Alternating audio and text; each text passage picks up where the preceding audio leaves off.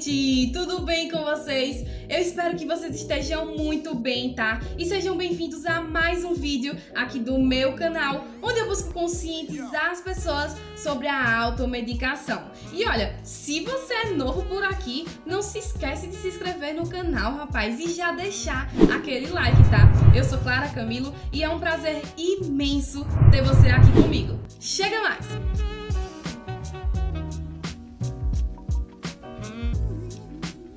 No vídeo de hoje a gente vai falar sobre cloridrato de metformina, né? Tem muita gente fazendo a utilização desse medicamento com o intuito de perder peso. Mas será mesmo que isso é uma prática saudável, né? Será mesmo que isso é uma forma saudável de perder peso?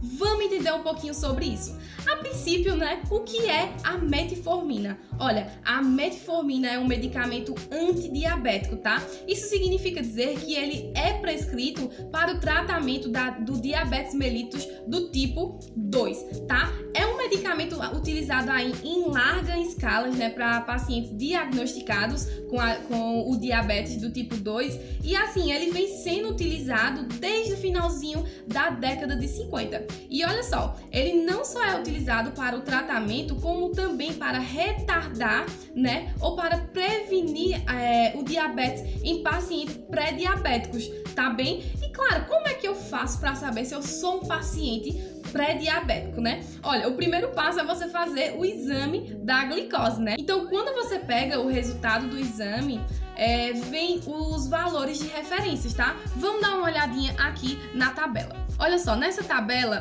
ela nos mostra o seguinte: quando o indivíduo ele aponta um resultado, né, menor ou igual a 99 mg decilitro, isso significa que ele não tem diabetes, tá? Caso esse indivíduo tenha feito o jejum de 8 horas e mesmo assim o nível de glicose dele esteja oscilando entre 100 e 125 mg decilitro, isso significa que ele é um pré-diabético. Caso esse valor ele ultrapasse, né, ou seja, igual a 126 mg decilitros, ele é diagnosticado como diabético. O interessante, né, é fazer o quê? Caso você tenha feito o exame e tenha ficado aí nessa oscilação ou então próximo, né, a 100, 125, o que é interessante você fazer?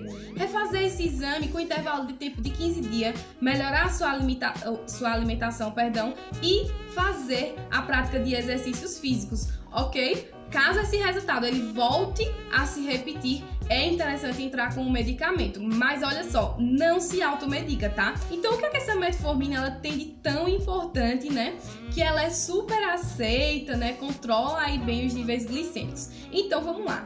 O primeiro mecanismo de ação mais importante da metformina é que ela vem reduzindo, né, a produção da gliconeogênese hepática. Isso mesmo, né? Vai ocorrer uma diminuição na produção da glicose, tá? E não para por aí, ela aumenta a captação e o uso da glicose nos tecidos alvos. Deixa eu explicar uma coisinha aqui pra vocês, tá?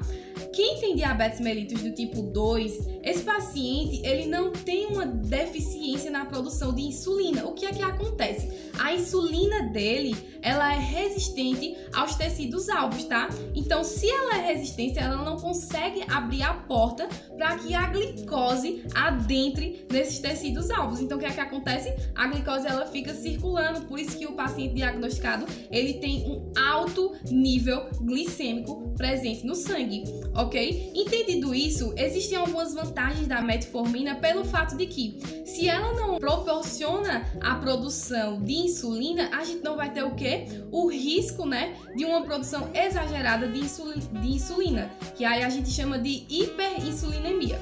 E também existe uma vantagem, né, que é em relação ao risco de uma hipoglicemia, é muito reduzido, né, em relação ao uso da metformina. Agora eu quero fazer um adendo aqui muito importante. Esse risco, ele só é reduzido caso o paciente não esteja fazendo uso da metformina de forma associada, né, como por exemplo com insulina. Mas por que hipoglicemia também é perigoso? É sim, o paciente que tem um pico de hipoglicemia, ele pode ter o quê? Vertigens, confusão mental, né, tontura, dentre outros efeitos. E isso não são efeitos interessantes, ok? Mas e aí, é verdade que a metformina emagrece ou não é verdade? A metformina ela vai propiciar um retardo na absorção intestinal de açúcar, né? Bem como melhorar a captação e o uso periférico da glicose. Então, acaba que o paciente ele tem sim uma perda da massa corpórea, bem como a diminuição do apetite. Ai, Clara, mas eu não sou diabética, tá? Só que eu tô com uns quilinhos a mais. E já que esse medicamento aí, ele propicia uma perda de peso, tem problema não eu usar, né? É claro que tem, tá? A metformina, ela não é um medicamento utilizado para pacientes saudáveis, né? Em relação a diabetes, né? Então, assim, se você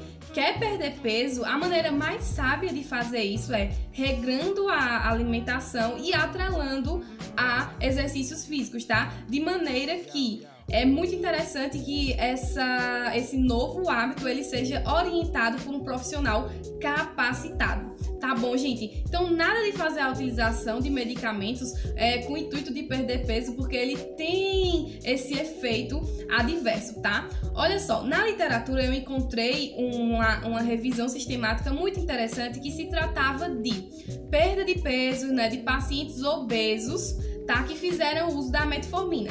Mas é importante a gente salientar aqui que esses pacientes obesos, eles já possuíam o diagnóstico do diabetes mellitus do tipo 2, tá? Então eles já faziam uso da metformina, mas não porque era um uso direcionado para perder peso, tá? E sim porque eles já necessitavam fazer a utilização desse medicamento. E aí o que acontece? As informações elas chegam nas redes sociais de uma forma muito precipitada, tá? Eu não tô dizendo que isso aconteceu porque alguém fez a leitura desse artigo e entendeu de forma errônea, mas isso acontece bastante. Então, o indicado é que você nunca se automedique, procure sempre um médico ou farmacêutico, ok? Eu sou Clara Camilo, foi um prazer ter você aqui comigo, tá? E não esqueça de se inscrever no canal, ativar as notificações e deixar aquele like espertaço.